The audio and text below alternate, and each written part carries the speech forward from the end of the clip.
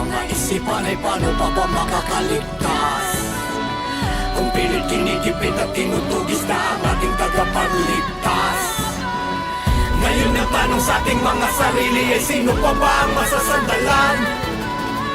Kung baluktot na sistema ang kalaban, ba't di na lang tayo ang magtulungan? Di matapos ang laban, kahit mapinagkait ang katotohanan. Tanging pangahawakan, tinig ng taong bayan. Di naman nanahimik, meron ng kamalayan. Sandata ko'y talim ng isip at katapangan. Nakatarak sa dibdib ang hangat ng katarungan. Huwag na huwag kang bibitaw, sa liwanag tumanaw. Dahil may pag-asa pa sa batang Imbis na Quiapo. magkaisa, nagkanya-kanya mga tao. Tayo ang nagtalo-talo at naglabo-labo. Paano mga nasa pwesto ay panay abusado? Ang may mabuting puso pa ang siyang inagrabyado. Paano makakalaya sa kamay ng mga mandaraya? Hetong Maynila na binahaya na ng mga buhaya. Maraming buhay ang nasayang at mga tiwala. Tila pag-asa na uwi lang sa maling akala. Walang pusong kalaban, lalamunin ka ng buhay ng madalim ang paningin ng sungay, babaon ng palihim ng kapaitan ay malibing. Siguro nga ang katapat ng masamang may baril, kahit nasa mandali na yung merong mabuting kalooban na may baril din.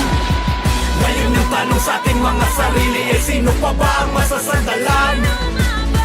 Kung baluktot na sistema ang kalaban, ba't di na lang tayo ang magtulungan? Di matapos ang laban, kahit mapinagkait ang katotohanan. Tanging pangahawakan, tinig ng taong bayan. Di naman nanahimik, meron ng kamalayan. Sandata ko'y talim ng isip at katapangan. Nakatarak sa dibdib ang hangat ng katarungan. Huwag na huwag kang bibitaw, sa liwanag tumanaw. Dahil may pag-asa pa sa batang Quiapo. Sa handaman o hindi sa bakbakan, katarungan sa mga buhay na ibinuwis nasa sampu ng kanyang kasamahan kundi siya lalaban. Sino lakas loob magbibigay hustisya sa bayan? Hindi na bago, na tinatago, katotohanan nila na ipinangako. Nilin lang tayo, bakit napako? Tayo ang boss, bakit sila ang inaamo? Huwag ka na magbulag-bulagan, huwag ka na magbingi-bingihan, huwag ka na magtanga-tangaan. Ilabas ang katotohanan, huwag mailang sa kapangyarihan. Makalalo lamang pagsisiyan, kailangan ipaglaban ng karapatan para sa kapakanan ng mamamayan.